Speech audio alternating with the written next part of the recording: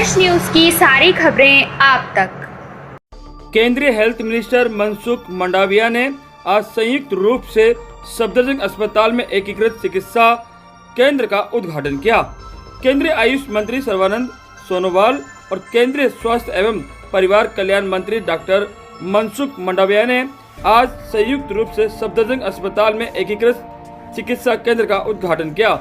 इस अवसर पर स्वास्थ्य राज्य मंत्री डॉक्टर भारती परवीन पवार और आयुष राज्य मंत्री डॉक्टर मुजफ्फरा महेंद्र भाई कालू भाई भी उपस्थित रहे। इस अवसर पर केंद्रीय आयुष मंत्री सर्बानंद सोनोवाल ने कहा कि प्रधानमंत्री नरेंद्र मोदी के नेतृत्व में आयुष और स्वास्थ्य एवं परिवार कल्याण दोनों मंत्रालय एकीकृत दृष्टिकोण को बढ़ावा देने के लिए प्रतिबद्ध हैं। मुझे श्रोताओं को सूचित करते हुए खुशी हो रही है कि कल ही अखिल भारतीय आयुर्वेद संस्था नई दिल्ली के साथ एक समझौता ज्ञापन में प्रवेश किया, जो सफदरजंग अस्पताल के समान ही केंद्रीय स्वास्थ्य मंत्री डॉक्टर मनसुख मंडाविया ने कहा कि केंद्र सरकार भी सभी मेडिकल कॉलेजों और अस्पतालों में इंटीग्रेटिव मेडिसिन के लिए एक अलग विंग स्थापित करने की दिशा में काम कर रही है, जो प्रारंभिक उपचार के साथ पारंपरिक चिकित्सा को जोड़ती है।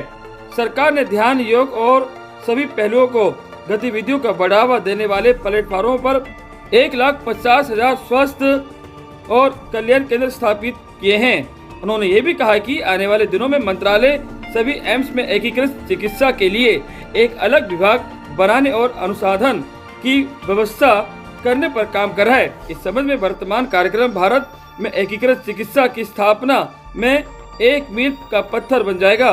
वेलनेस अप्रोच समय की मांग है। स्वस्थ व्यक्ति से स्वस्थ समाज का निर्माण होता है और स्वस्थ समाज ही महान राष्ट्र का निर्माण होता है।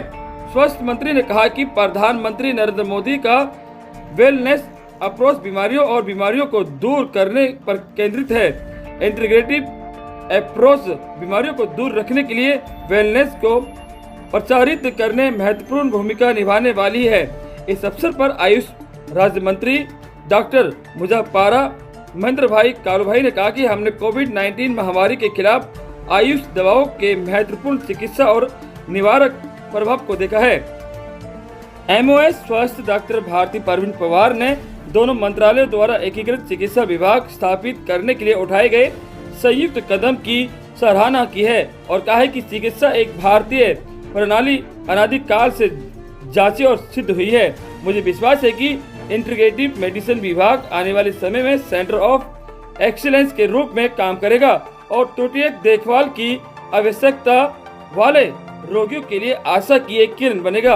अखिल भारतीय आयुर्वेदिक संस्थान AIIA के निदेशक प्रोफेसर डॉक्टर तनुजा मनोज निसारी ने कहा कि दवा का भविष्य एकीकरण में निहित और सफदरजंग अस्पताल में पंचकर्म योग जीवन शैली और संबंधित बुनियाद ढांचे जैसे कई उपचार उपलब्ध हैं, जिससे कई लोग को फायदा हुआ।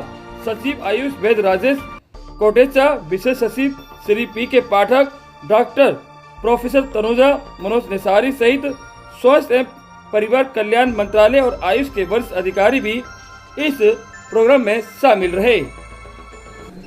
हमारे देश के अंदर अब हेल्थ सेक्टर जिस हिसाब से प्रगति हासिल की है और देश की जनता को सेवा करने में जो सफलता प्राप्त की है, इसके वजह से आज देश में नई नई व्यवस्था खड़ा करने में हम सब लगे हुए हैं। परम आदरणीय प्रधानमंत्री जी के निर्देश के मुताबिक हम दोनों मंत्रालय एक साथ मिलकर हमारे देश की जनता को स्वास्थ्य के सेक्टर में हम निष्ठापूर्वक सेवा करने के लिए हम प्रतिबद्ध हुए हैं।